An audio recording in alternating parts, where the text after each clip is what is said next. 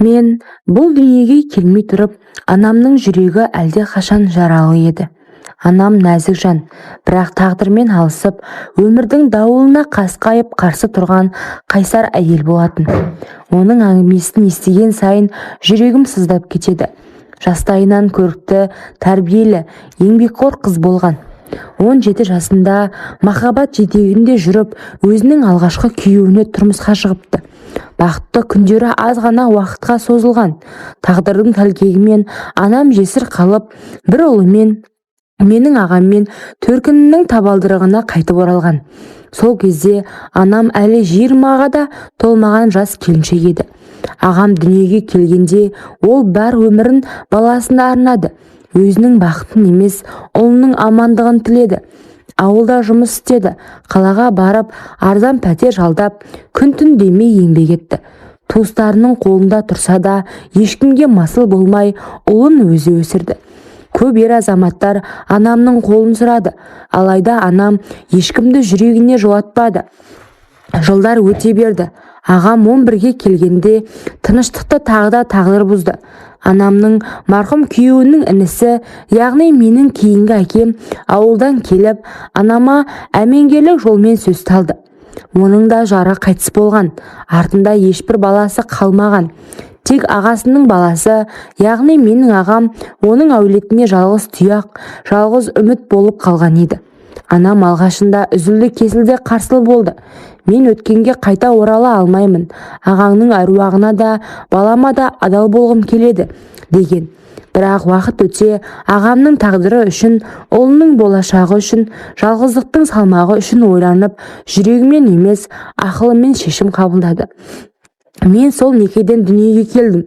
Ағам үшін өгей, ал әкем үшін жалғыз перзент болдым. Бірақ мені ешкім бөле жармады. Бірақ жан жарасын адамның көзімен өлшеуге болмайды екен. Ағам анамның бұл шешімін қабылдай алмады. Өскен сайын ол менің бар екендігімді тағдырға деген реніштің белгісіндей сезінді. Өйткені менің әкем ағамды шеттетіп, арасында қол жұмсайтын.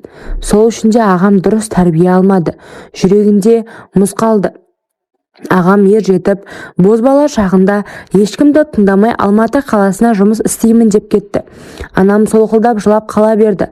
Баласымен кетейін десе, күйеуінен қорқады. Менің әкем кетсең кете бер, қызыңды еш уақытта көрмейсің деген сөзді мені тастап кетуге қимады. Арада 2 жыл өтті. Ағам сол күйі қабарсыз. Анамның көз жасы құрғамады. Солай жүргенде әкемнің жүрегі ұстап қайтыс болды. Сондағы туыстарым байғұс анамды түтіп жеп, сен бір үйдің 2 еркегінің басын жұттың. Қарғыс атсын сені. Өмір бойы жылап өт деп, әжемнің қарғаған сөздері құлағымнан кетер емес. Жылап-жылап көзі іскен анам қаражатты нағашы ағасынан алып, мені сол жаққа тастады. Ағамды іздеп бірге тұру болды. Көп ұзамай ағамды тапты. Ағам өзінен 10 жасқа үлкен әйелдің күйеуі болыпты. 2 жыл бойы бірге тұрады екен. Анамның табанын тозып, ағамды тапқанда, өзінен шамалас келінін көргенде есінен танған екен. Десе де біраз ұрыс шығарып, ағам екеуі ұрысып тынды. Анамның салы суға кетіп, үйіне жылап келді. Бәріне өзін кінәлады. Әттең уақытты кері шегергенімде, қайныма 2-ші рет тұрмысқа шықпағанымда, осындай өкінішімен жылап мені құшақтап, көз жасы көл болғаны есімде қалыпты. Анам өте мейірімді жан, тек көнгіштігі болмаса. Менің әкем талай рет ағамды ұрғанда анам ортаға түсті. Сол кезде әкем шаруаң болмасын, мен бұл баланы еркек сияқты тәрбиелеп жатырмын дейтін. Сөздері құлағымда әлі күнге дейін жаңғырып тұр. Сол бір ұрыс соғу тәрбиесі ағам байғұстың балалық шағын ластағандай. Өз анасына деген жеккөршілік пайда болғаны жасырын емес еді. Енді міне, анамды адам қорлы көрмей барған кезде қуыпты. Содан анам мені ертіп алып қалаға жұмыс жасауға шықты. Ағам тұратын жерге жақын пәтер жалдадық. Сондағы анамның ағамды көріп тұрғысы келген. Көп замай ағамның әйел деп жүрген үлкен әйел басқа еркекті қолына кіргізіп, менің ағамды үйінен қуып шықты. Ағам жап-жас болып, күйіктен шыдамай ішіп алып көшеде сол қатынның үй жағында жатады. Сонда ол қатынның арғы жағы үшін жылап қайғырып жүрген түрі. Айналасында өзімен жасы одан да жас қыздар жетіп жатыр. Ағамның түр десе түрі, бой десе бойы бар. Талай рет мас күйінде анам құшақтап үйге әкеліп жуындырып жатқызатын. Ағам есін жиғанда ештеңе білмейтін адам секілді үйден шығып кетеді. Сонда ағамның ішіп мас болғанын көрген анам ана қатын бұл баланы дуалаған. Әйтпесе оны не қылсын деп күйініп отыратын еді. Содан ағамның суретін салып, мені қасына ертіп алып тәуіптерді жағаладық. Олардың айтатын сөзі сол: ойбай, мына қатын балаңа дуа жасаған, дуасын кетіру қиындау, мына ақшаң кетеді деп байғұс анамның тірнектеп жиғанын сорып жатты. Анам да ақ албасты қатынның ісік екенін біліп едім деп қоштап кетті. Ағамды дуаласа дуалаған шығар, бірақ оның махаббаты ма әлде басқа ма білмедім. Әлгі албасты қатынның үйінен тұрауылдап шықпай жүрді. Бір күні оның көңілдесі ме әлде байы ма әлгі қатынды есік алдында қуып жүріп сабады. Сонда анамның өле қал, сен албастыға сол керек деп жүзінен қуанған белгісі көрініп тұрды. Бірақ ағам шыдамай ол әйел үшін әлгі жауырыны қақпақтай еркекпен айқасып кетті. Таяқ жеп қалды. Ол әйелді құшақтап үйге әкеліп өз бөлмесіне жатқызып қойды. Шындығы ол қатынды басқа еркекпен болып жатқанда ұстап алған екен. Сол үшін таяқ жеген сорлы қатын. Ал намыссыз ағам әркімнен қалған трәпкі қатынды пәтерімізге тұрғызды. Ана қатын тұратын пәтер иесі айқай-шудан шаршап, оның заттарын далаға лақтырып қуып жіберді. Ақшасын да төлемеген. Бұрын ол пәтердің ақшасын менің ағам төлеген екен. Анам ұрыс шығаруға қорықты. Ұлы үшін үнін шығармай, жек көретін әйелмен бірге тұруға мәжбүр. Бір апта бойы анам ол қатынды күтіп баптады. Ол да ырбаңдап аяқ қол жазылғанша орнынан тұрмады. Бар қызықтың көкесі бір аптадан соң басталды. Өзіне келген кәрі жеңгем кеш басталса, ағам екеуінің дауыстары естілетін болды. Ол кезде баламын ғой, жеңгем ауырып жатыр деп ойлап жүрсем, сөйтсем көкпа шапқаннан дауыс екен. Анам ол кездері екінші жұмысы тойханада еден жууға тұрды. Кешкі 6-да кетіп түнгі 2-де келетін. Әлгі дауысты бірде еріксіз барып тыңдап едім. Қаттырақ деп айқайлап, әлгі кәрі жеңгемнің дауысы шықты. Әлде түсінбей таңғалып жүрдім. Жеңгемнің ыңғайсыз дауысын анама айтайын десем, түнде ұйықтап жатқанда келеді. Күндіз мен тұрамын дегенше жұмысына кетіп қалады. Кәрі жеңгем тамақ істемеуші еді. Тек жұмыртқа ғана жасайды. Онда өзінің қарны ашқан кезде мағанда 2 жұмыртқаны әзір қуырып береді де, итке нан лақтырғандай: «Мә, же, шешең сұраса ашпын деп айтушы болма» дейтін. Қабағы ашылмай бөлмесіне кіріп кетеді. Анам маған үнемі ақша беріп қояды. Өзі жұмыста болғасын. Есік алдында магазинде пирожки бар. Қарным ашса, соны сатып алатынмын. Кәрі жеңгеме күнім қарамасын. Нағыз сорлының өзі ғой. Бар ойы нәпсіде. Көп замай ағамның аспабынан қышуы қанбай бөтен еркектерді қабылдауға көшті. Менің қолыма ақша беріп, үйге келуші болма, ойнап кел деп ара-тұра солай жасап жүрді. Бірде кешке таяу анам ауырып жұмыстан келді.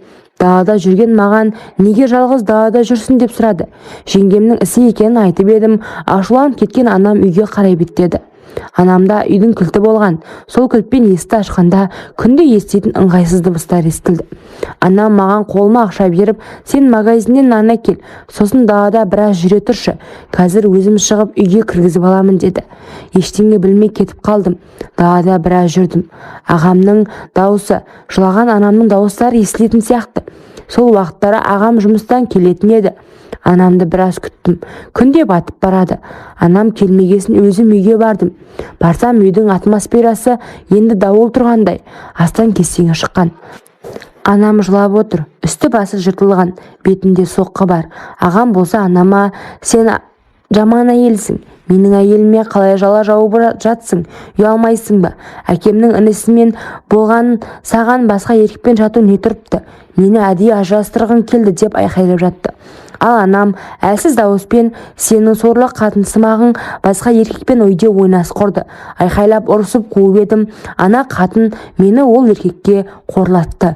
Сенің келетін уақытыңды біліп, саған мені жексұрын етіп көрсету үшін осы тірлікті жасады деп ақталса да, ағам ештеңе сенбей кәрі жеңгемді жетектеп алып кетті.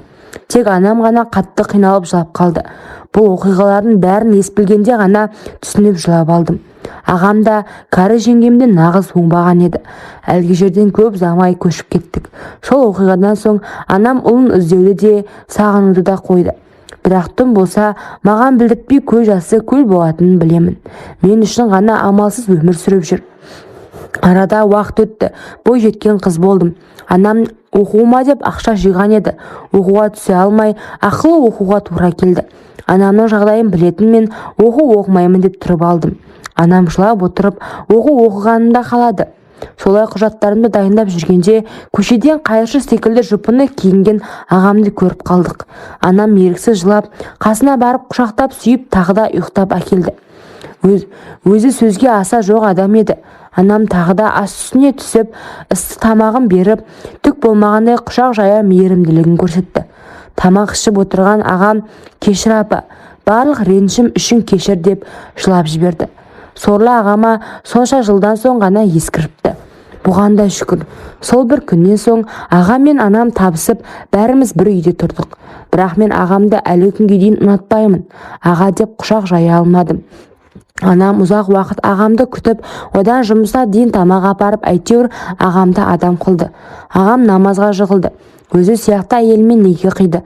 Қазір анам әже болған. Бұрынғы көрген бейнетінің зейнетін көріп отыр. Намазхан ағам базарда шағын бутиктарда зат сатады. Жайнамаз, таспиқ деген секілді заттар сатып, отбасын анамды асырап отыр. Бұл жерде анам қанша қиналса да сынақтарға төзді. Әлгі әйел, яғни кәрі жеңгем, бір кездері әркіммен ойнастық жасап жүріп, ажалы бір еркектен келіпті. Қазір ол қара жерде.